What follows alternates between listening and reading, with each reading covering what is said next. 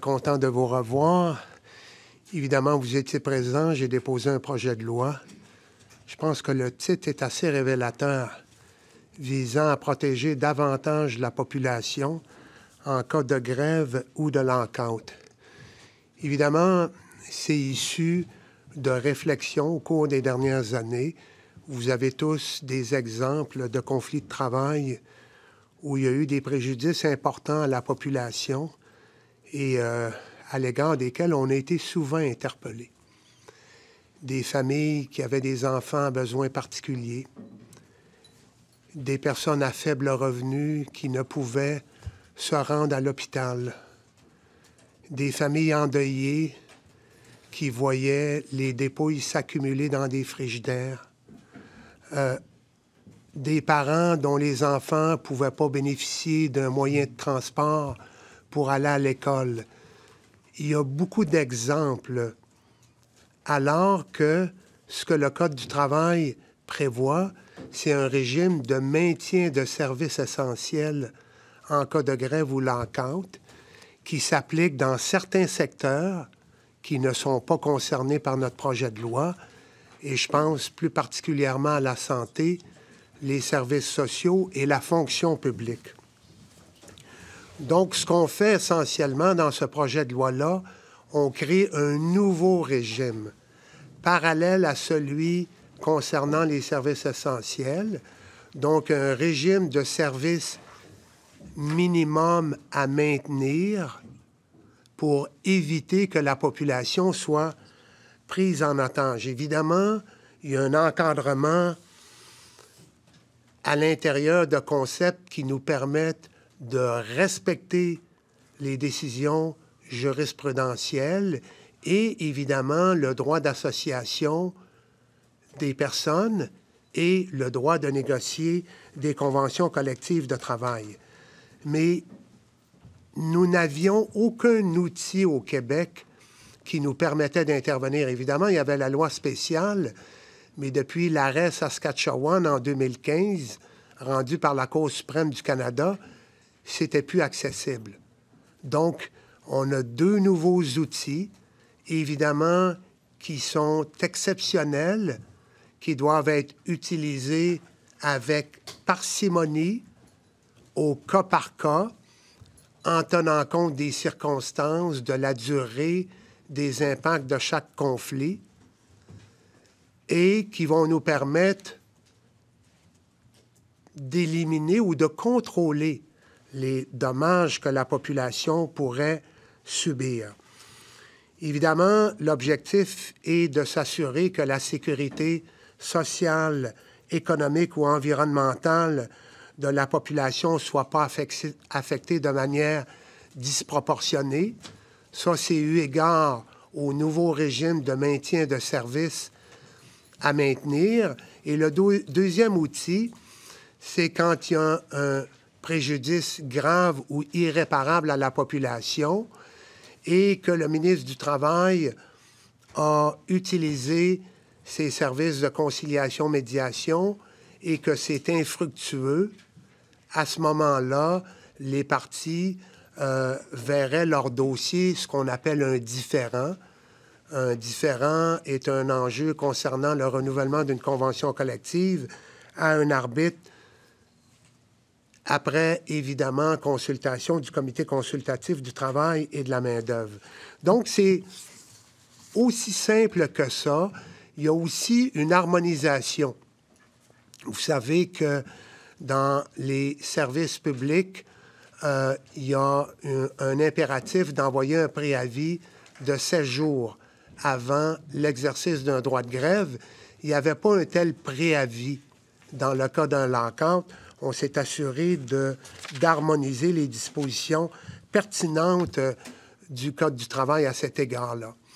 Sachez que ce qui m'a et nous a constamment guidés dans l'élaboration du projet de loi, c'est de maintenir un équilibre entre l'exercice du droit de grève et les répercussions des conflits de travail sur la population, notamment les personnes en situation de vulnérabilité. Et je demeure convaincu que la mission fondamentale de l'État, c'est de protéger la population. C'est ce que nous venons faire avec ce projet de loi-là. Maintenant, évidemment, il y a les paramètres, là, la façon d'exercer les deux outils exceptionnels auxquels je viens de référence. Si vous avez des questions particulières, ça me fera plaisir d'y répondre. Mais à ceux qui peuvent avoir des commentaires, notamment les syndicats, je leur dis, c'est un projet de loi qui est juste, qui est équilibré, qui est approprié et qui permet de s'assurer que la grève, comme vous savez, c'est un moyen de pression d'un syndicat sur un employeur pour qu'il accepte des conditions de travail. Comme le lockout est un moyen de pression d'un employeur pour mettre de la pression sur un syndicat afin d'accepter des conditions de travail. Mais ce qu'on a réalisé, c'est qu'il y avait un impératif de rétablir un certain équilibre à l'heure actuelle parce que les conflits de travail prenaient trop souvent et malheureusement la population en otage et particulièrement les personnes en situation de vulnérabilité. Alors voilà, si vous avez des questions, ça me fera plaisir. Merci, M. Boulay. On va passer à la période des questions en commençant avec Alain Laforêt, TVA. Juste une précision, M. Boulay. Je comprends bien, c'est l'arbitre qui va décréter les conditions de travail, là, une fois qu'on a passé le processus du tribunal du travail. C'est l'arbitre qui dirait « voici le contrat ». Oui, oui, tout à fait. C'est le processus d'arbitrage de différend qui est déjà dans le Code du travail. Ici, donc, on est vraiment dans un cas exceptionnel et c'est vraiment une solution de dernier recours, mais il y a une menace réelle ou appréhendée là, d'un préjudice grave ou irréparable. Et c'est ça le concept qui est important de retenir. Il y a un préjudice grave ou irréparable à la population et là, on a permis aux parties d'être accompagnés par un conciliateur, éventuellement un médiateur spécial, et ça ne marche pas. Et c'est dans ce contexte-là que le ministre du Travail pourrait déférer à un arbitre de différend qui, Alain, vous avez raison, il détermine le contenu de la convention collective de travail. C'est son mandat fondamental. Bon, vous comprenez que vous êtes en train de vous magasiner une guerre avec les syndicats. Est-ce que c'est une réponse à la grève de la FAE et à la grève à venir au CPE?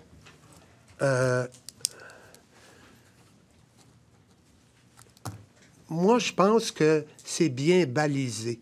À ceux qui me disent, notamment, ça s'inspire de 107 du Code canadien du travail, je réponds, c'est un 107 balisé, avec des concepts.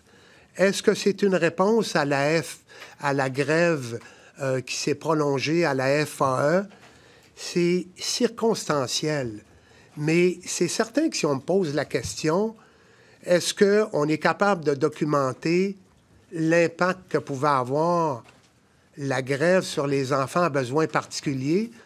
Je pense que le premier outil, qui est celui du régime de service à maintenir en cas de grève, aurait pu être utilisé.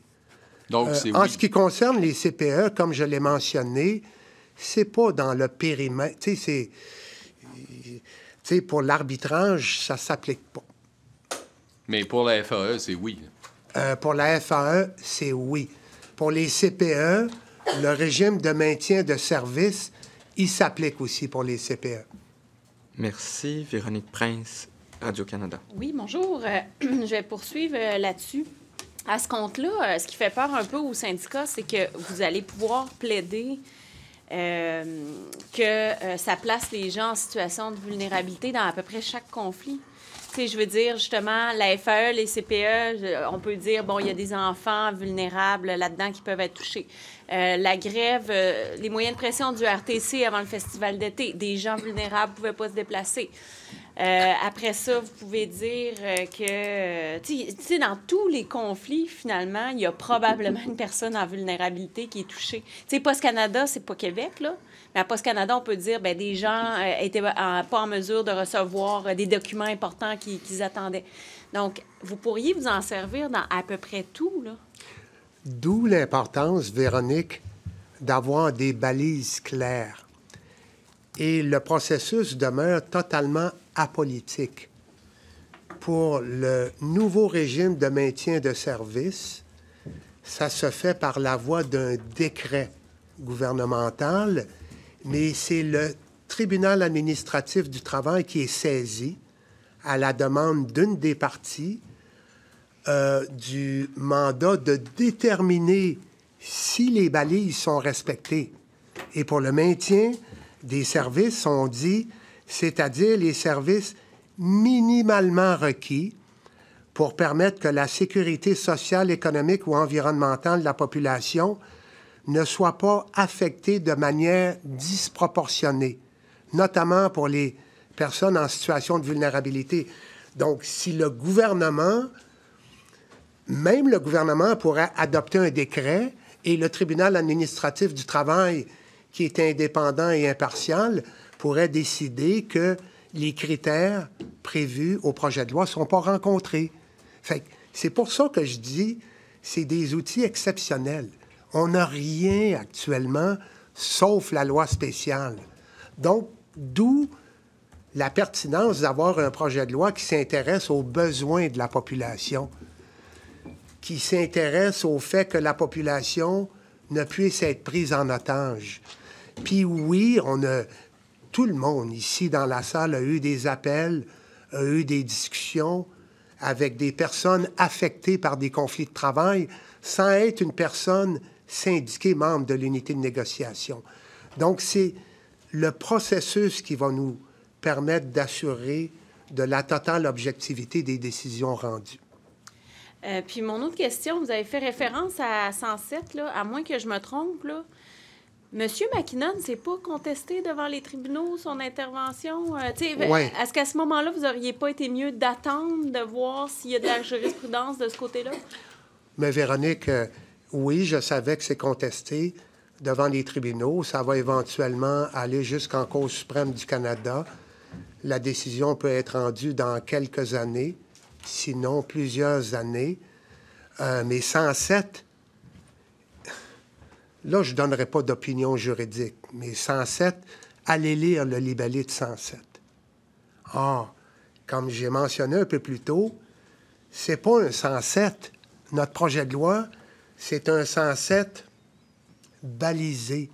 C'est un 107 approprié, équilibré, respectueux de l'état de la jurisprudence canadienne. Marc-André Gagnon, le Journal de Québec. Juste pour poursuivre là-dessus, donc ce que vous laissez entendre, là, vous dites, je ne veux pas donner d'avis juridique, mais c'est que 107, c'est pas suffisamment balisé, M. le ministre? Bien, écoutez, c'est ce qu'on appelle sub iudice. C'est devant les tribunaux. Fait que c'est sûr que je n'émettrais pas d'opinion qui risquerait d'être reproduite ailleurs. Ce que je dis, c'est que 107 est libellé de façon plus générale, alors que notre projet de loi comporte des guides qui sont, selon nous, compatibles avec l'état de la jurisprudence. OK, merci pour la précision. Mais il reste que vous vous attaquez quand même à un levier qui est important là, pour les syndicats. Un des exemples qui est donné, c'est celui du conflit au RTC. Là. Il reste que ce conflit-là, avant le festival d'été, a été évité de justesse. Donc, compte tenu du fait que vous risquez de les priver d'un levier qui, dans ce cas-là, semble avoir fonctionné, je répète la question de mon collègue Laforêt, c'est pas une déclaration de guerre que vous venez de faire au syndicat? Non, absolument pas. D'ailleurs, je maintiens le dialogue avec les syndicats, puis un comité sur les libertés syndicales sous la supervision de l'Organisation internationale du travail qui reconnaît même le concept de service minimum à maintenir. Là, ici, Marc-André, là, c'est un projet de loi qui s'intéresse d'abord et avant tout au secteur où il n'y en a pas de service essentiel à maintenir. On n'est pas en santé, on n'est pas dans les services sociaux, on n'est pas dans la fonction publique, on est dans tout le reste. Okay, mais Puis aussi les CPE puis les centres de services scolaires. Si on reste sur mon exemple des sociétés de transport, Ouais. historiquement, elles étaient assujetties à l'obligation de maintenir Ouais. des services essentiels en cas de grève. Puis c'est des changements que vous avez apportés en 2019, après l'arrêt Saskatchewan, je crois, qui ont fait en sorte que maintenant, c'est le tribunal qui doit trancher à savoir s'il y a des services essentiels. Est-ce que vous l'avez échappé en 2019? Absolument pas. Non, au contraire, ça faisait suite à une décision des tribunaux. Et ce projet de loi répondait à cette décision-là. Et ce que nous avions intégré, c'est notamment en santé, on reprenait le critère de danger pour la santé ou la sécurité publique. Ici, on vient créer un nouveau régime dans des secteurs où il n'y a rien et dans des secteurs où les conflits de travail ont pu avoir des impacts sur la population. Transport en commun est un bel exemple, mais je ne veux pas aller trop dans les hypothèses. Je le répète, ça va être du cas par cas, puis ça va s'appliquer négo par négo. C'est pas parce qu'on aura utilisé un des deux outils une fois qu'il va s'appliquer les autres fois. Et le transport en commun, ça peut varier d'une ville à l'autre, ça peut varier d'une clientèle à l'autre. Mais tout à l'heure, à une question de mon collègue d'Hochelaga-Maisonneuve, je faisais référence aux personnes à faible revenu qui doivent absolument se rendre à l'hôpital et qui sont privées du service de transport en commun. Ou si on pense au transport, bien, le transport scolaire à des familles dont les enfants peuvent malheureusement pas aller à l'école pendant un certain temps. Encore une fois, Marc-André, tout ça est circonstanciel. Il n'y a pas d'automatisme. On se donne des leviers d'intervention. Merci. Isabelle Porter, Le Devoir. Oui, bonjour. Dans le communiqué qui nous a été remis, c'est écrit qu'au cours des dernières années, des arrêts de travail qui ont été déclenchés en vertu du Code ont eu un effet important sur les citoyennes et les citoyens, puisque de nombreux services ont été suspendus. Pouvez-vous nous donner à quel conflit de travail vous pensez là, quand vous écrivez ça? Eh mon Dieu! Bien, là, j'imagine que vous en avez en tête. Bien, celui qui m'a... Isabelle, puis là, on le dit entre nous. Entre nous et la caméra. Mais le conflit, là, du cimetière Notre-Dame-des-Neiges à Montréal, il m'a particulièrement touché. Parce que c'était des familles endeuillées. Comme je l'ai mentionné un peu plus tôt, les dépôts étaient accumulés dans des frigidaires. Le cimetière n'était pas entretenu. Il y avait eu une crise de verglas. Les gens qui se risquaient à aller au cimetière mettaient leur vie à risque ou leur sécurité à risque. Mais les incessants appels à la dignité humaine, au respect des familles endeuillées, ça m'a touché particulièrement. Ce qui me touche aussi beaucoup, c'est les personnes en situation de vulnérabilité. Les enfants qui ont des besoins particuliers, qui ont le trouble du spectre de l'autisme ou qui sont atteints de d'autres déficiences. Ça m'affecte énormément. Que des conflits de travail qui, par ailleurs, sont très légitimes, Isabelle, puis le droit de grève, je le comprends, puis ça s'impose pour qu'il y ait un bon rapport de force, puis qu'on finisse par s'entendre sur le contenu d'une convention collective. Mais on l'a vécu dans beaucoup de secteurs, là. Je dis transport scolaire, transport en commun. On l'a vécu en transformation alimentaire, cimetière. Il y a eu quand même les traversiers aussi. Il y en a beaucoup de cas qui nous interpellent parce que la population se sent véritablement prise en otage. Mais mettons qu'on prend l'exemple des enfants là, avec des besoins particuliers. Donc, le conflit de travail qui pourrait les toucher, ce serait donc une grève, mettons, en éducation dans les centres de services scolaires. Donc là, c'est quoi? Ça pourrait vouloir dire que les classes pour les enfants avec des besoins particuliers resteraient ouvertes? J'essaie de comprendre comment ça s'appliquerait dans un cas comme celui-là. Bien là, c'est pas nous qui déterminerions la nature des services à maintenir. C'est les parties. Mais est-ce que je suis dans l'esprit Non, de... vous pourriez négocier. C'est une idée. C'est une excellente idée, Isabelle. OK. Mais à partir du moment où il y a un décret gouvernemental, les parties ont 15 jours pour s'en... Mais c'est le Le genre tribunal- de service que vous avez en tête, là. Ce serait ce genre de choses-là. Ben, oui, tout à fait. Merci. Merci. Philippe Rodrigue Comeau, Cogeco. Bonjour, Monsieur le ministre. J'essaie de comprendre à quels critères devront répondre les employeurs. Je prends par exemple une ville ou une société de transport avant de pouvoir obtenir un tel décret qui viendrait suspendre le droit de grève. C'est quoi les étapes qui doivent être franchies? Parce que je me mets dans la peau d'un syndicat qui pourrait accuser l'employeur de se mettre les deux pieds sur le pouf en attendant de se rendre jusqu'à l'arbitrage. Donc, quelles sont les étapes à franchir pour se rendre jusqu'à un décret comme ça? Bien, il n'y a pas d'étape prévue dans le projet de loi, d'une part, puis deux, c'est du droit nouveau. Mais quand on parle de protéger les besoins de la population, bien, il y a une expression du dommage populaire qui va se faire sur la place publique et ça pourrait se faire de plusieurs façons. Mais c'est pas une partie qui va dire au gouvernement « faites un décret ». Non. Il faut véritablement faire une analyse qui est rigoureuse parce que, évidemment, la décision peut faire l'objet d'une procédure judiciaire. Le projet de loi pourrait ultimement faire l'objet d'une procédure judiciaire. C'est pour ça que je dis c'est vraiment du cas par cas. Ce serait vraiment présomptueux pour moi de dire ça va se faire de telle ou telle manière, mais il va certainement, pour le gouvernement, devoir s'assurer de bien documenter pour bien justifier son intervention. Merci. Charles Le Cavalier, La Presse. Bonjour, M. le ministre. Vous mentionnez le cas du cimetière, là, puis je comprends là, l'idée que ça doit beaucoup toucher les familles. Là, vous parliez de dignité humaine. Mais en quoi ça répond à des critères de sécurité sociale, économique et environnementale? Bon, Charles, je vous invite à parler aux familles. Aux familles je comprends que ça les touche, mais qui ont vécu l'impact de ce conflit-là. Or, il y a une question certainement de sécurité pour ces familles-là qui ne peuvent pas vivre leur deuil, qui voient la dépouille ou les dépouilles s'accumuler dans des frigidaires avant de pouvoir être inhumées. C'est comme... C'est particulièrement un cas qui m'interpelle. Mais oui, les familles endeuillées, oui, le critère, selon moi, puis encore une fois, c'est pas moi qui va avoir à juger.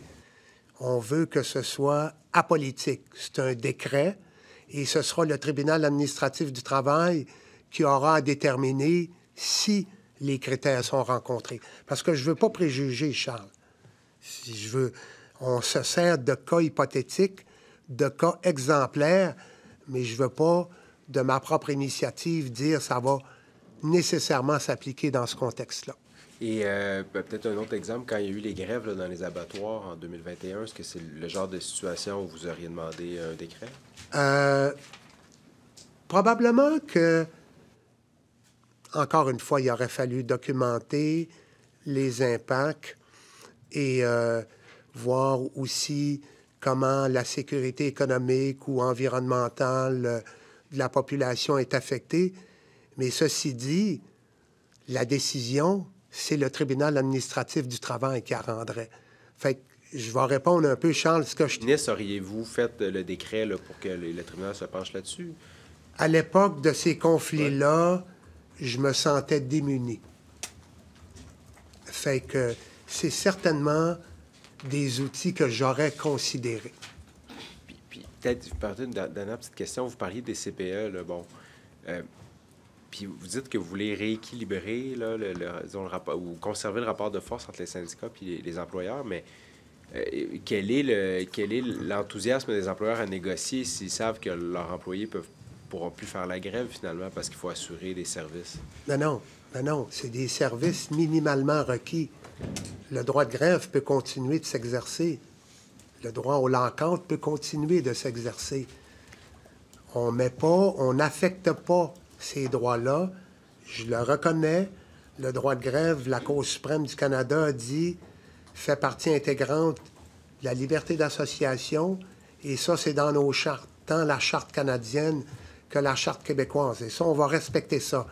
Il s'agit d'y aller de manière balisée et de la façon la plus rigoureuse possible. Merci. Thomas Laberge, La Presse canadienne. Oui. Là, on a parlé des CPE qui étaient touchés. Mais est-ce qu'on peut juste préciser, parce qu'il y a deux pouvoirs dans le projet de loi, les catégories de secteurs qui sont touchés par un et par l'autre des pouvoirs qui sont dans le projet de loi? Juste pour que ce soit clair. Bien, il y a beaucoup de secteurs. En fait, tous les secteurs sont visés. Sauf la santé et l'administration publique. Sauf la santé, les services sociaux, les organismes et les ministères. Ça, c'est pour tout le projet de loi. Oui. Puis pour votre pouvoir là, de mettre fin au droit à la grève en nommant un arbitre, ça, c'est public et parapublic qui est exclu, c'est ça? Exact. OK. Je veux savoir aussi, parce qu'on vous a posé de questions là, sur l'accueil que les syndicats vont réserver au projet de loi. Ben, de toute façon, vous avez déjà vu un peu qu'est-ce qui est sorti. Vous dites que les syndicats prennent les citoyens en otage. Vous dites que pour le cas du cimetière, il faut respecter la dignité humaine. Vous parlez des enfants en situation de vulnérabilité. Est-ce que vous trouvez que les syndicats manquent d'humanité? Non, absolument pas. Je n'ai jamais prétendu que les syndicats prenaient la population en otage. C'est une répercussion de l'exercice d'un droit. Et moi, je maintiens le dialogue avec les syndicats. Je réitère que le droit de grève, il est légitime, il est fondamental, il est respecté. Tout ce qui nous intéresse dans ce projet de loi-là, c'est de protéger la population. C'est de veiller au bien-être de la population en vertu de critères bien définis, très restrictifs, et c'est pas un projet de loi antisyndical. C'est un projet de loi pour les Québécois puis les Québécoises. Merci. Juliette Nadeau, baisse Le Soleil. Oui. Est-ce que vous pourriez nous donner des exemples de préjudices graves ou irréparables qui nécessiteraient l'intervention d'un arbitre, là, la circonstance exceptionnelle des pouvoirs spéciaux du ministre? Je pense, Juliette, tous les cas auxquels on a fait référence, puis je rajouterai pas d'exemple qui aurait une valeur interprétative. Mais un préjudice grave ou irréparable, c'est de quoi qu'il y a des inconvénients sérieux ou qu'il y a des impacts irréversibles pour la population. Mais ça peut varier d'un cas à l'autre. Mais à ce stade-ci, je n'ai pas d'exemple particulier à donner là-dessus. Là. Mais tous les cas qu'on a nommés, ça pourrait être des scénarios dans lesquels ça s'appliquerait? Bien, c'est des scénarios où le régime de service minimum à maintenir s'applique. Quant à l'arbitrage, c'est véritablement une solution de dernier recours. Merci beaucoup. On va passer aux questions en anglais. Philippe Autier, de Gazette. Good afternoon. You mentioned that the bill is to be used on an exceptional situation and to ensure that nobody is taken hostage because of actions that are taken. If it is so fundamental, did you consider using the parliamentary sovereignty law, what we used to call the notwithstanding clause, to protect this bill from legal challenges? Because you've admitted just now that it's quite possible that this law will be challenged by the courts. Good afternoon, Phil. To my view, it wasn't necessary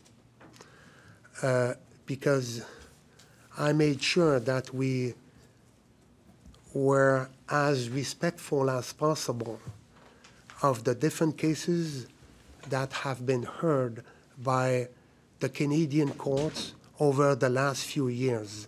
So it's why we refer to an irreversible damage for the arbitration process. And it's also why we refer to the safety of the population that can be affected disproportionately. So those criteria, again, to my view, even though it can be, I would respect the legal proceedings, but I think that we have very good chances to win those proceedings. I understand that the health and public sector are not included in in the bill. But can you give us some examples of situations where you really felt that the public was hurting? You mentioned the very long strike at the cemetery, the Notre-Dame-des-Neiges cemetery, I believe. Can you give us some other examples? You talked about ferry service. What are the kinds of things that you want to address here? Ferry service, collective transportation, cemetery, of course, and transformation alimentaire as well. So in many different sectors, and the damage varies depending upon the specificity of the sector, but it's in all sectors. Merci. Cathy Séné, CBC. Minister Boulay, your bill is quite broad.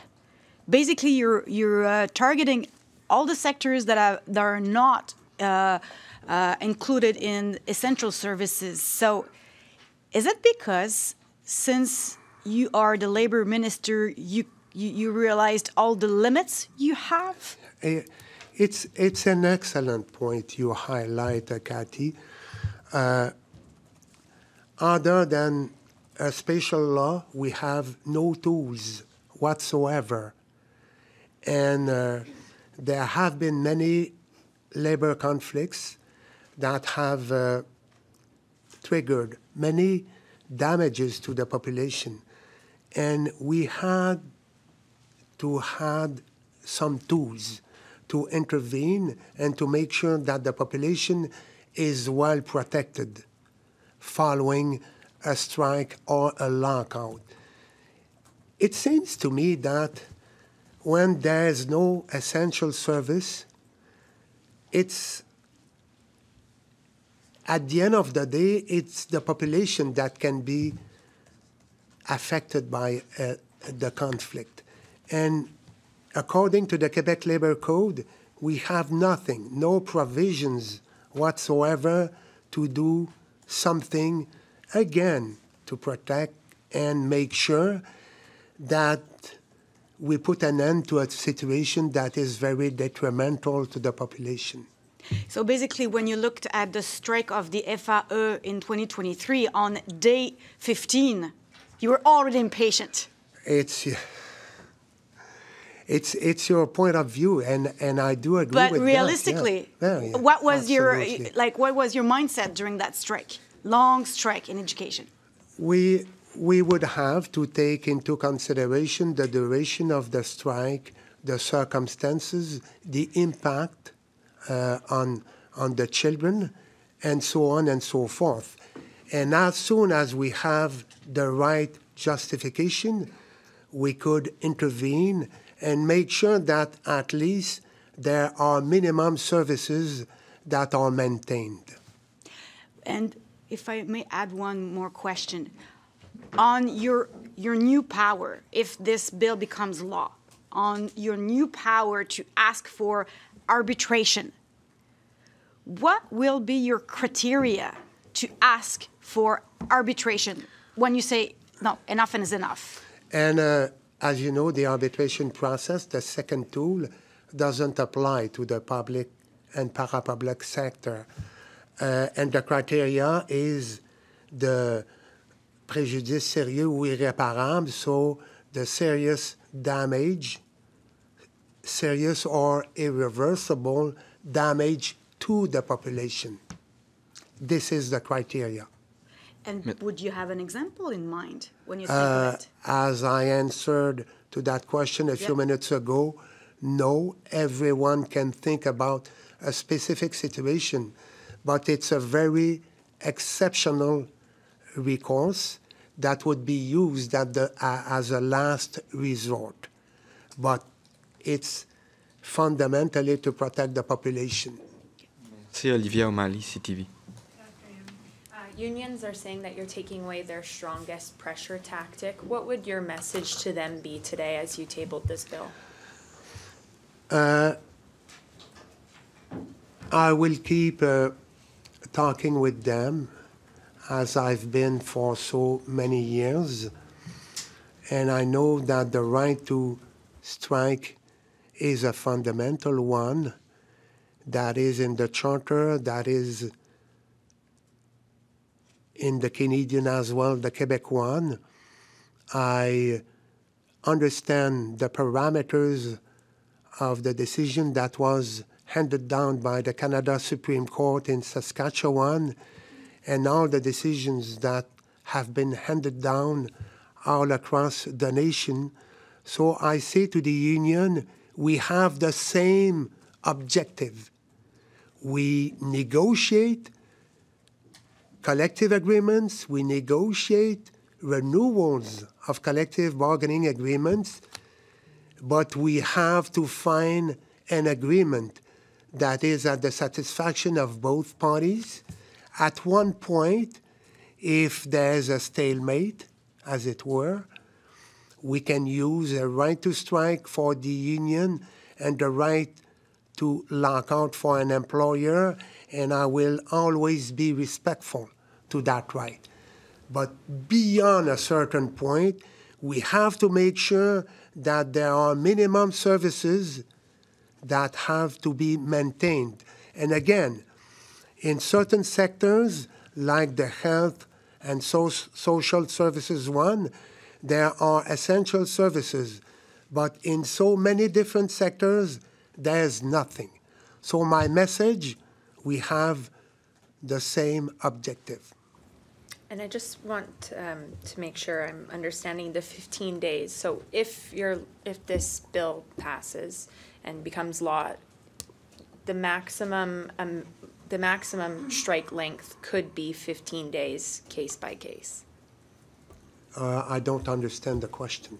The employer and the union in this, according to this, will have 15 days. If there's a decree, and if the administrative tribunal hands down a decision that the law at that time applies to the situation, the parties would benefit from a period of 15 days to negotiate the minimum services that have to be maintained according to the criteria that are in the law. Merci. On avait quelques questions sur d'autres sujets. Véronique Prince, Radio-Canada, puis ensuite Marc-André Gagnon. Monsieur Boulay, j'ai une question sur un autre sujet pour mes collègues de Québec. C'est un dossier que vous avez déjà commenté, là, les débroussailleurs d'Hydro-Québec qui étaient engagés par des sous-traitants de la Société d'État. Puis c'était des gens, justement, qui étaient engagés pour faire le débroussaillage, mais ils se retrouvaient à dormir, par exemple, dans des dortoirs 2 par lit, bon, ce genre d'affaires-là. Là. Puis vous étiez intervenu parce que vous aviez dit ça n'a pas d'allure.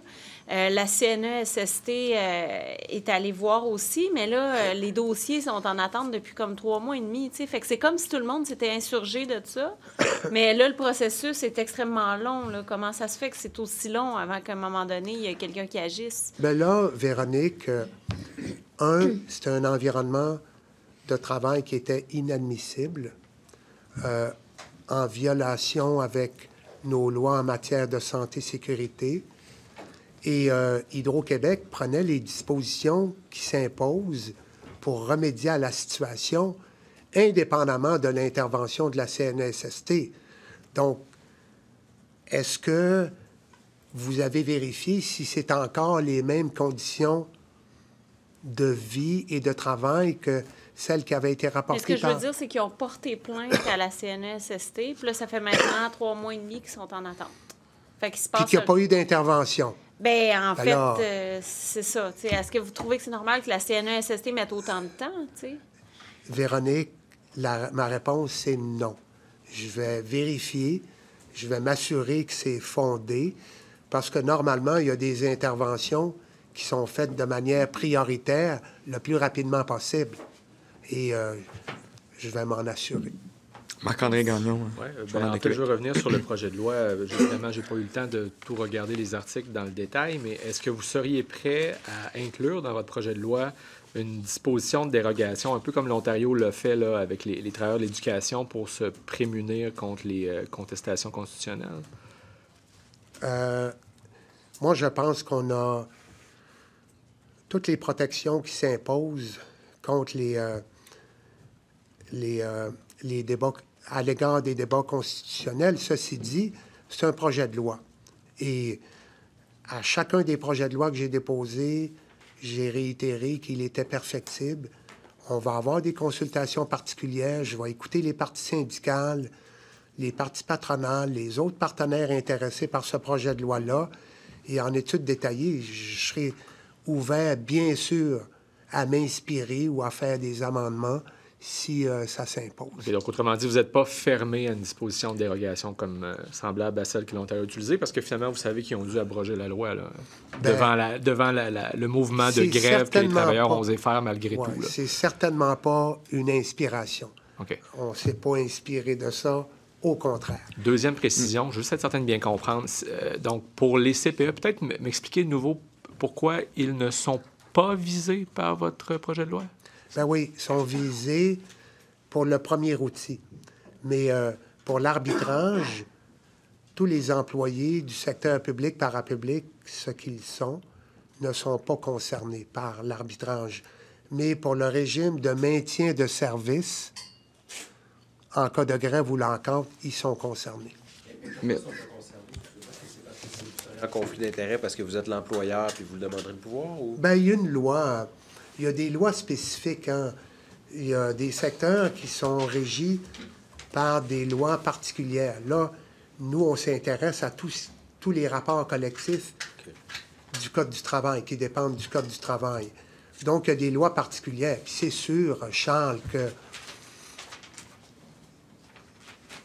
ce ne serait pas acceptable de donner un mandat à un tiers de déterminer la façon dont on va utiliser des fonds publics. Ça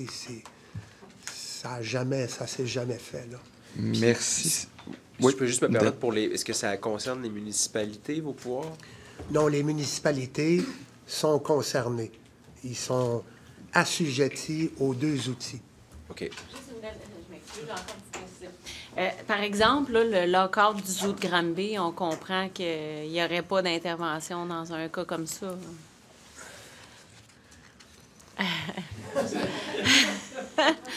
Bien, ça serait à évaluer, Véronique. Mm-hmm. Encore une fois, est-ce que c'est un dossier... Tu sais, parce que là, je ne veux pas entrer dans les détails, mais il y a des travailleurs, travailleuses de remplacement. Quel est l'impact? Est-ce que la sécurité sociale, économique ou environnementale est à risque? Ça mérite d'être évalué et analysé. Mais... le conflit privé ne serait pas visé par votre projet de loi? Oui, tout à fait. Tout le privé est concerné par le projet de loi. Tout le privé est concerné? Ben oui, tout à fait. Juste une petite précision encore avec... Une petite dernière. C'est le Code du travail, Marc-André. Tantôt, on a parlé du RTC puis du festival d'été. Est-ce que, par exemple, le fait que ce ne soit pas offert pendant le festival d'été, ça pourrait être un argument de sécurité économique ou je vais au-delà de l'interprétation que vous en faites? Non. Quand je parlais tout à l'heure que c'est très circonstanciel, c'est certainement une circonstance à considérer. OK. Donc, la question se serait posée. La question se serait posée. Okay. Tout à fait. Merci. C'est ce qui met fin à cette conférence de presse. Merci beaucoup, tout le monde. Merci.